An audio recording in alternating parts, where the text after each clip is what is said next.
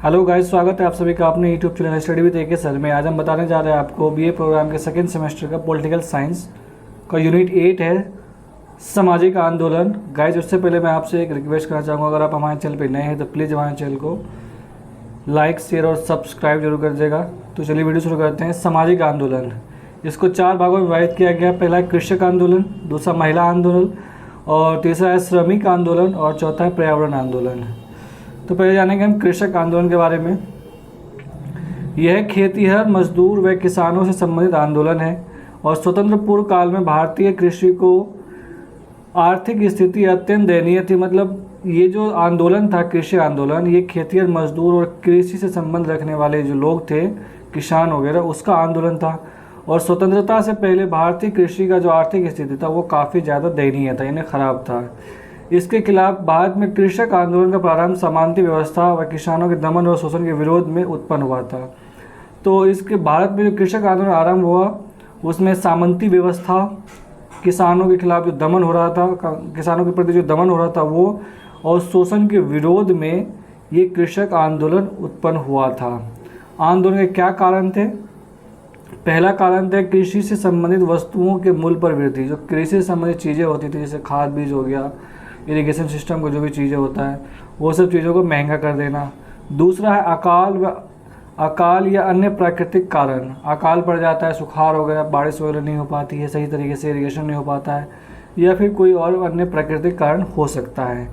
तीसरा है जबरन खेती, यानी ज़बरदस्ती खेती करवाना, खास फसल की खेती करना, जैसे नील की खेती। मतलब उस टाइम पे भारतीय किसान से जबरन नील की खेती करवाई जाती थी। नील की खेती एक बार या 2 बार होने से खेत बंजर हो जाता है, तो इस वजह से जबरन उससे खेती करवाई जाती थी नील की। उसके बाद है भूपति और जमींदार। भूपति मतलब पैसा, जमीन, पैसा वाले, और जमींदार व साहूकार द्वारा किसानों का शोषण। भूपति, जमींदार और साहूकार। साहूकार का मतलब ब्याज पे पैसे देने वाले लोग जो है वो किसानों, ये तीनों मिलकर किसानों का शोषण करते थे। उसके बाद है किसान आंदोलन के 2 वर्गीकरण किए गए थे। पहला है ऐसे किसान जो निम्न जातियों से संबंध रखते थे। इसमें भी एक जाति सिस्टम हो गया कि भाई जो निम्न जाति के यानी छोटी जाति के लोग थे, वो इसके पास अपनी भूमि नहीं होती थी, दूसरों की ज़मीन पर मजदूरी करते थे। मतलब जो छोटी जाति के लोग होते थे, मजदूर होते थे, उनके पास खुद का खेत नहीं होता था, वो अपना जीवन यापन करने के लिए किसी दूसरे की ज़मीन में मजदूरी करते थे। दूसरा, ऐसे किसान जो उच्च जातियों से संबंध रखते थे, ये धनी किसान होते थे। जो उच्च जाति के लोग होते थे वो धनी किसान होते थे और इनके पास अपना खेत खलिहान होता था, परंतु ये मजदूरों से काम करवाते। जिसके पास खुद का खेत तो होता था लेकिन वो खुद काम नहीं करके मजदूरों से काम करवाते थे, स्वयं काम नहीं करते थे कोई भी। इस तरह से हम देखें तो किसान आंदोलन के लिए 2 प्रकार के दृष्टिकोण को अपनाया गया है। इसमें पहला है मार्क्सवादी और दूसरा है गैर मार्क्सवादी। तो मार्क्सवादी क्या है? ये कृषकों के शोषण पर आधारित है। मार्क्सवादी आंदोलन जो था वो कृषकों यानी किसानों के शोषण पर आधारित था। इसमें यह अध्ययन किया जाता है कि किसान किस प्रकार का शोषण करने वाले वर्ग के खिलाफ खड़ा हो जाता है। यानी इसमें यह अध्ययन किया गया कि भाई किसान जो आंदोलन कर रहा है वो किस तरह का शोषण करने वाले के वर्ग के खिलाफ खड़ा होता है। और एक है गैर मार्क्सवादी आंदोलन। ये सांस्कृतिक और गैर आर्थिक कारणों पर आधारित है। अब कृषक आंदोलन का समय क्या था? स्वतंत्रता से पूर्व और स्वतंत्रता के पश्चात, दोनों टाइम पे हुआ था।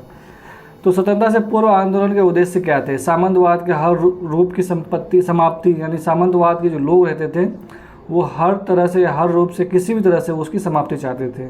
दूसरा था आर्थिक शोषण से पूर्ण मुक्ति, यानी आर्थिक रूप से जो शोषण किया जाता था उससे पूरी तरह से आज़ादी चाहते थे, मुक्ति चाहते थे। और तीसरा है उत्पादन वर्ग के लिए मूलभूत आर्थिक व राजनीतिक शक्ति, यानी उत्पादन जो करने वाले लोग थे, किसान थे, एग्रीकल्चर से जुड़े हुए थे, उनको मूलभूत रूप से आर्थिक व राजनीतिक शक्ति चाहिए थी। उसके बाद 19वीं शताब्दी के अनेक कृषक आंदोलन हुए थे। 19वीं शताब्दी में कई प्रकार के कृषक आंदोलन हुए थे। उसमें पहला था बंगाल का प्रसिद्ध संथाल और नील विद्रोह। दूसरा था 1917 में नील की खेती हारों के विरुद्ध आंदोलन। मतलब नील की खेती जबरन जो अंग्रेजों के द्वारा करवाया जाता था। नील की खेती करने से क्या होता है कि जो 1 से 2 बार अगर खेती उसमें करवा दिया जाए नील की, तो वो ज़मीन जो है बिल्कुल ख़राब हो जाता है, बंजर हो जाता है, उसमें किसी प्रकार का कोई फसल नहीं उग सकता है। तो उसके खिलाफ भी विरोध हुआ था। और तीसरा है 1918 में गुजरात में भूमि कर का विरोध, यानी भूमि पर मतलब ज़मीन पर भी जो है टैक्स लिया जाता था, कर लिया जाता था, तो उसके विरोध में आंदोलन हुए थे। 1928 में बार होली सत्याग्रह सरदार पटेल के द्वारा किया गया था। उसके बाद अगला है पॉइंट, उत्तर स्वतंत्र काल में कृषक आंदोलन के उद्देश्य, यानी स्वतंत्र होने के बाद कृषक का आंदोलन क्यों हुआ, उसका उद्देश्य क्या था। उग्र सुधारों के लिए संघर्ष करना, यानी जल्दी सुधार के लिए कृषि में। उसके बाद कृषि उत्पादन के लाभकारी मूल्य होना चाहिए, यानी एमएसपी आजकल हम लोग जानते हैं कि उसका एक लाभकारी मूल्य फिक्स किया जाना चाहिए सरकार के द्वारा, जो हर साल होता रहता है किसानों के द्वारा, जिसको एमएसपी बोलते हैं, मिनिमम सपोर्ट प्राइस, किसी फसल का फिक्स किया जाना चाहिए। उसके बाद तीसरा है किसानों की कृषि उत्पादन वृद्धि के लिए सहायता देना, यानी किसानों को कृषि उत्पादन वृद्धि के लिए उसको सहायता के रूप में पैसा देना, राशि देना। चौथा पॉइंट है कृषि उत्पादन एवं औद्योगिक वस्तुओं के मूल्य के बीच पार्टी की स्थापना करना, ताकि किसानों एवं कामगार लोगों के अन्य वर्गों को आवश्यक औद्योगिक वस्तुएं उचित मूल्य पर मिल सके, यानी कृषक औद्योगिक जगत के जो लोग थे, वस्तु थे, उनके बीच में एक पार्टी की स्थापना करना चाहिए, उनका मानना था। और इससे क्या होगा, जो कामगार और जो अन्य वर्ग के लोग होते हैं उनको औद्योगिक वस्तुएं एक उचित मूल्य पर, मतलब नॉर्मल दाम पर मिल सके।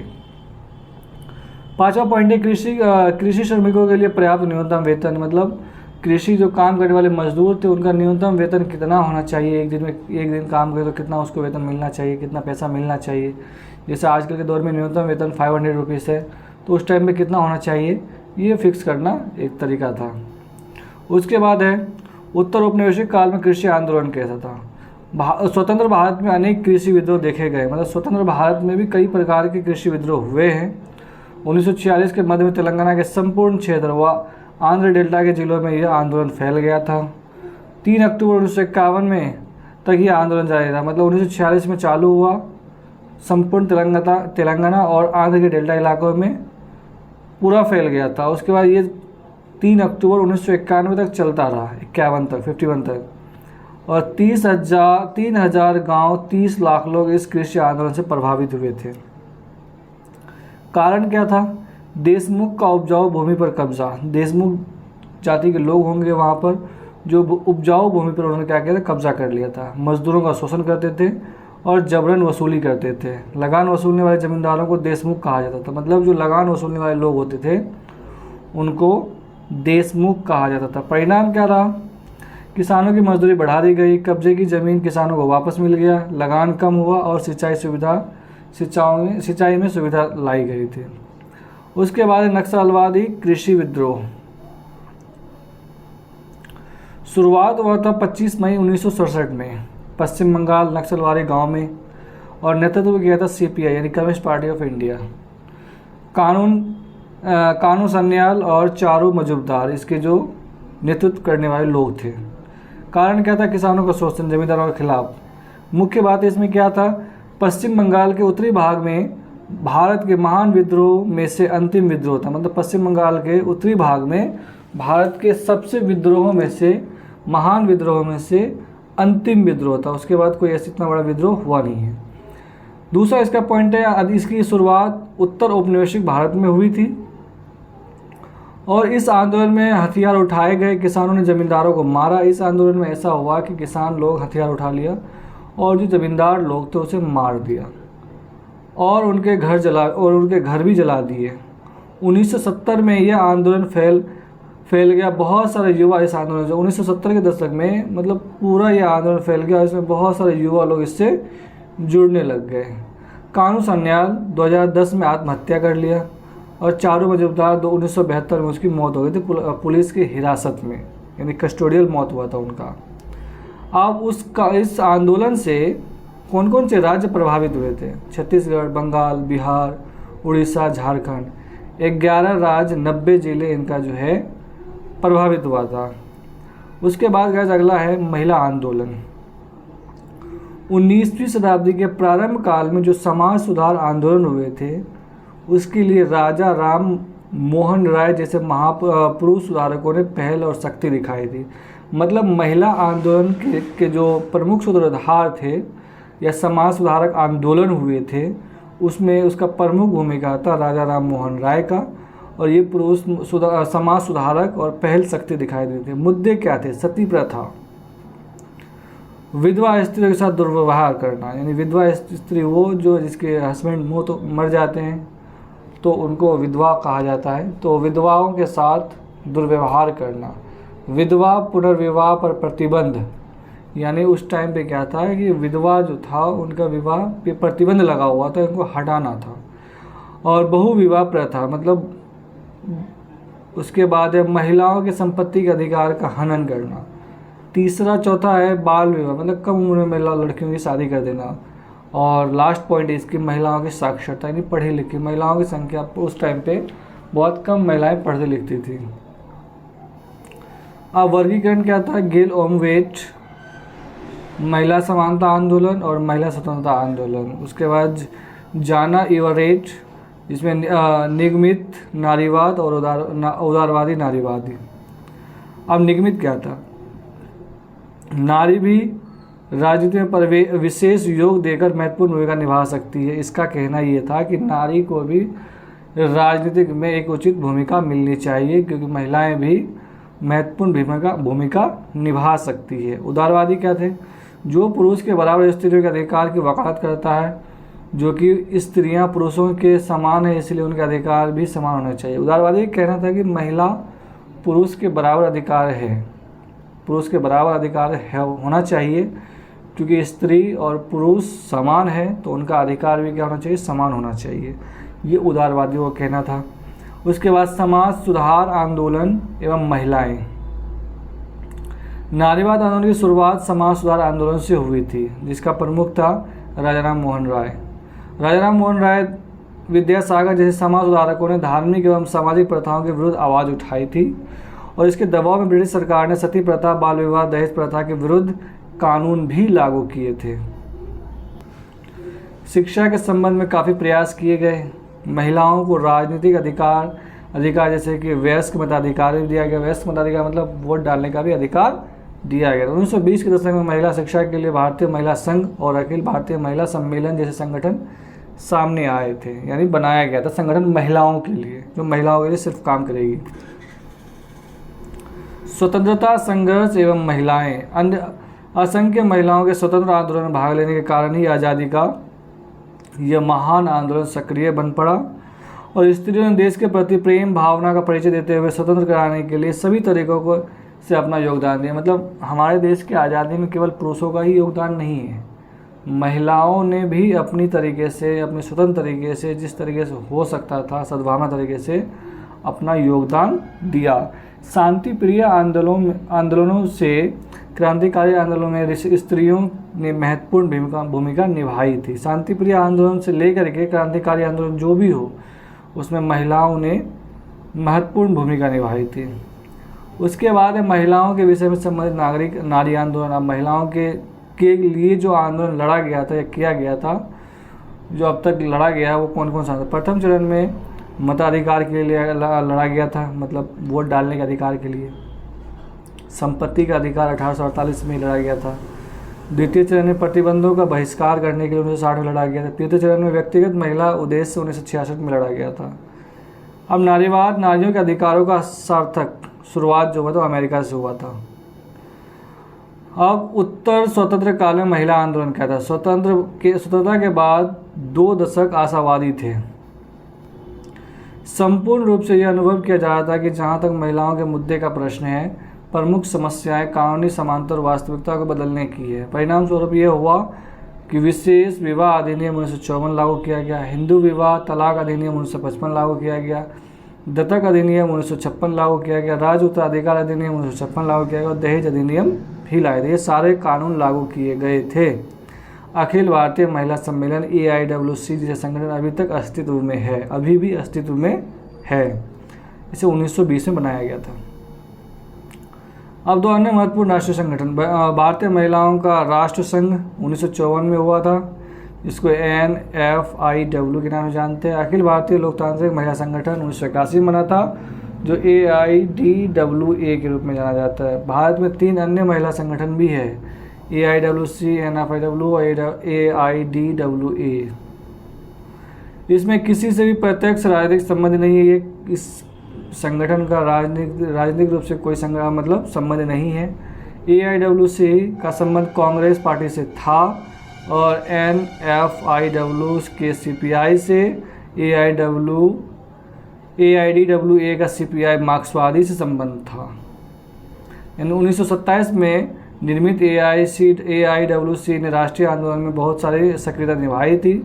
1954 में NFIW ने महिलाओं की भूमिका प्रति सक्रियता दिखाई थी और 1981 में AIDWA ने दहेज समस्या के सामाजिक चरणों पर सफलतापूर्वक दबाव डाला और तथा सरकार को दहेज विरोधी कानून के क्रियान्वयन के लिए बाध्य कर दिया था। उसके बाद है श्रमिक आंदोलन। 19वीं शताब्दी के मध्य में आधुनिक उद्योग जो पश्चिमी तकनीक पर आधारित था भारत आया। मुंबई और कोलकाता के आसपास जिलों में जाल बिछाया गया था और 1855 में मुंबई में कपड़ा मिल की शुरुआत हुआ था। 1855 में पहली बार। इस अवधि में कोलकाता में जूट कारखाना स्थापित किया गया था और 20वीं शताब्दी के आरंभ तक औद्योगिकरण का विस्तार सूट एवं जूट तक ही सीमित था। चाय की खेती भी इस अवधि में शुरू हुई थी। सूती वस्त्र उद्योग का मुंबई में विस्तार किया गया तथा अन्य केंद्र जैसे गुजरात का अहमदाबाद, महाराष्ट्र का सोलापुर, नागपुर, उत्तर प्रदेश का कानपुर वे भी विस्तार किया। इसमें काफ़ी लोगों को रोजगार मिला। 1912 में 2 लाख श्रमिकों को 60 जूट कारखानों में काम मिला। 1914 में रेलवे में 6 लाख लोगों को काम पर लगाया गया। 1910 में 1.5 लाख श्रमिकों को खानों में और 7 लाख श्रमिकों को बागानों में लगाया गया और 1999 में 281 श्रमिक उद्योग कामगार थे। इनमें ग्रामीण व शहरी दोनों लोग शामिल थे। पूर्व स्वतंत्रता काल में श्रमिकों का आंदोलन, जिन्होंने मुंबई कपड़ा मिल में काम करने वाले मजदूरों की एक सभा बुलाई और मजदूरों के मांग पत्र तैयार किए। इसमें लगभग 5,000 मजदूरों ने हस्ताक्षर किए थे। मांग पत्र में मजदूरों का काम करने के घंटे निश्चित किए, दुकान होने की स्थिति में मुआवजा देने की मांग भी शामिल की गई थी और दुर्घटना होने की स्थिति में मुआवजा देने की मांग की गई थी। 1890 में लोखंडे की मुंबई मिल मजदूर संघ की स्थापना की गई थी और यह भारत का पहला मजदूर संघ भी बना था। 1905 में बंगाल के विभाजन के बाद राष्ट्रीय आंदोलन में उग्रता आई तो मजदूर आंदोलन पर भी प्रभाव पड़ा था। 1960 में से 1909 के बीच भारतीय रेल कर्मचारियों और मुंबई के मिल मजदूरों ने अपनी मांग को मनवाने के लिए हड़ताल की थी और 1907 में बाल गंगाधर तिलक की गिरफ्तारी के बाद भारत में मजदूर आंदोलन की एक महत्वपूर्ण घटना घटी थी। राजनीतिक दल एवं श्रमिक संगठन। स्वतंत्रता एवं विभाजन के बाद के साथ बेरोजगारी की समस्या बढ़ रही थी।